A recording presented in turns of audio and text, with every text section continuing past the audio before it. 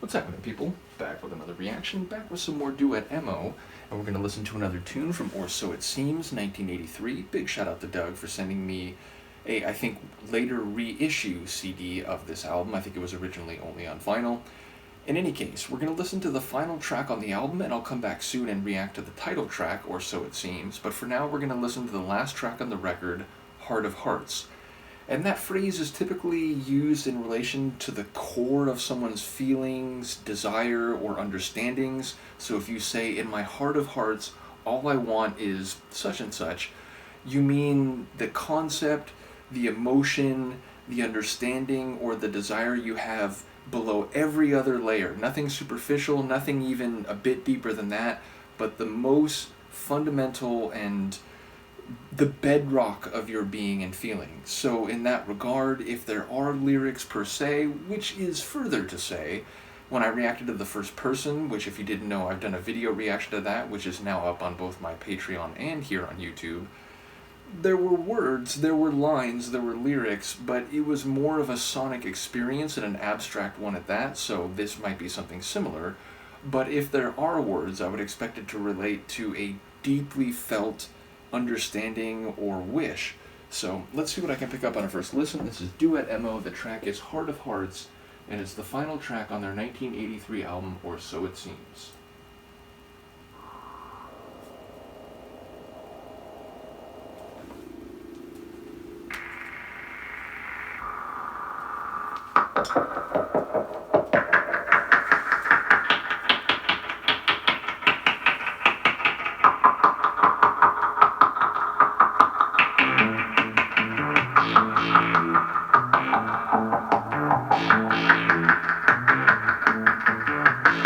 Deep, gurgly bass.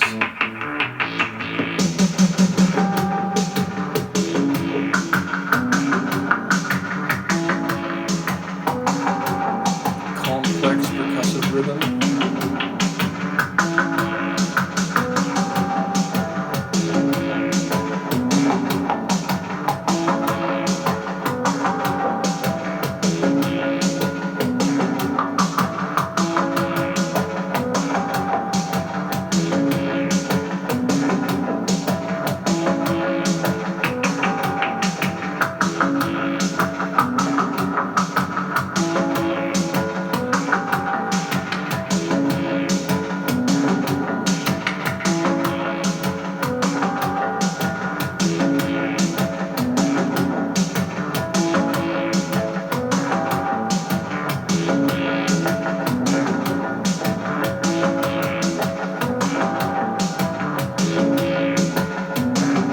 Sounds like a room full of computers just started talking to each other.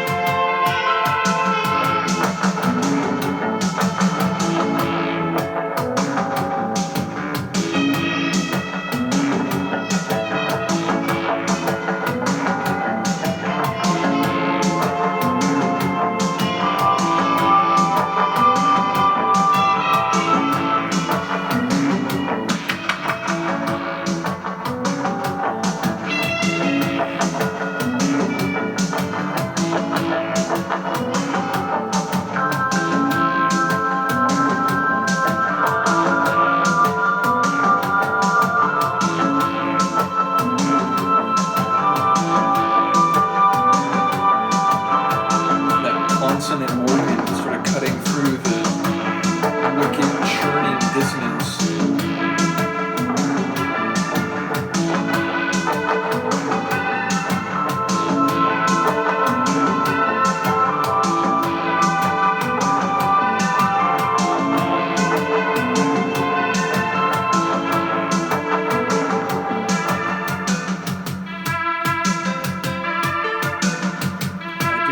Chiptune there.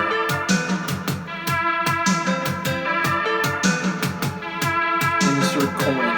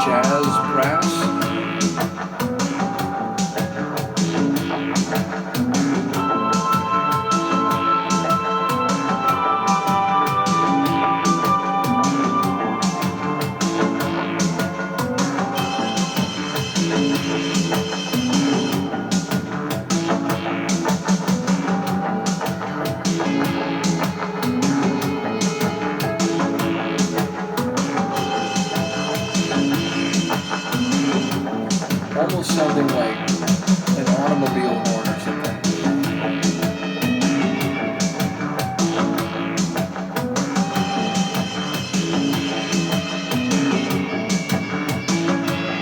Or a horror movie score element meant to make you feel uncomfortable.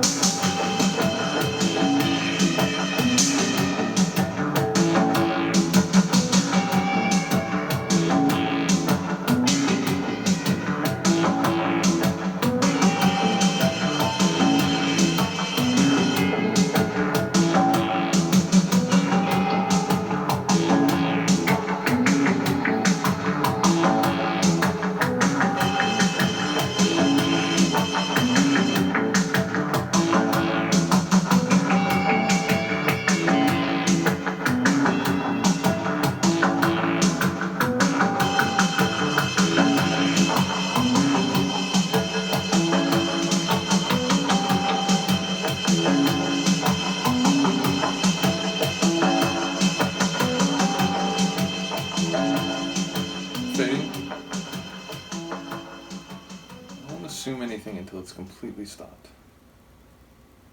Okay. Feels like the music from these guys is so abstract that any type of false ending wouldn't surprise me. It could come back right now and I'd be like, of course. But yes, given the limited bits that I've heard from them, which I mentioned before, there's several tracks on this album that are less than a minute long, 45 seconds, 38 seconds. There's a few that are more standard, 4 minutes, a couple of them, 8 minutes this one, and the next one I'm going to react to, the title track, or So It Seems, that's also like 8.5, I think almost 9 minutes. And then there's a tune that's 16 minutes long, so we'll come back for that one eventually. And obviously that'll be a notable journey. Make sure you bring a snack and some tea. But yeah, so they were clearly playing with musical stylings and configurations, but also framing temporal duration, the idea of a song that's less than a minute long, the idea of a song that's 16 minutes long. So abstract and experimental seemingly in every way. And again, because Daniel Miller was a part of this, it's very interesting to me knowing that even after he began to produce Depeche Mode, a decidedly pop music group, certainly in the first couple albums, by the time you get to the mid to late 80s, they were more experimental, recording industrial sounds and then looping them and trying to make rhythms with, found objects rather than normal instruments or even keyboards per se. But again, even those albums were popularly released and within the general realm of synth pop. This is something very different. This is extremely abstract and off the beaten path type of music, and some people might hear it as noise or chaos, but I do like the fact that Daniel Miller, even as he was producing widely or increasingly popular pop music with Depeche Mode and eventually Yazoo, who I think were already around by this time, he was also producing in terms of more directly being involved with keyboards and making the compositions, a very different and unique project. So yeah, ultimately this one was very churning, grinding. Most of it was dissonant, but we did have those organ chords that were a bit more consonant and transcendent or ascending. The percussive rhythm, you got the feel of it and the loop of it after the first couple times around, but it wasn't a simple 4/4 beat, nor was it a sort of kick beat like a syncopated, a snare on every other beat measure. So it had its own rhythm to it, and it was this, again, cycling, turning over type of feel to it. So as I said, it reminded me in one way of computers turning on and communicating to each other in their own abstract, non-vocal language. And indeed, despite thinking about the title a little bit, we didn't get any lyrics or vocals or vocals at all.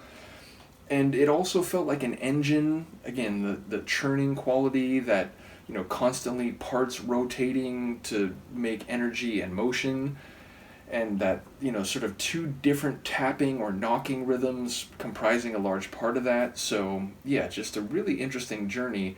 If there is a statement about Heart of Hearts, it seems a more synthetic one, a more electronic computational Heart of Hearts, which maybe that's the idea, that those cycling or tapping rhythms were the mechanical beats of a computerized heart and the functioning of a mechanical body and brain. So yeah, I'm not sure exactly what thematic goal may have been in mind when they composed this, but given the title and given a lot of the sonics, it feels like there may be something to the engine, the motorized heart at the center of some larger electronic process. In any case, I'm curious to hear what the title track will be. We'll come back for that soon. Again, thank you to Doug, who's not only been supporting on Patreon, but has sent me some donations through PayPal, so I really appreciate when people do that.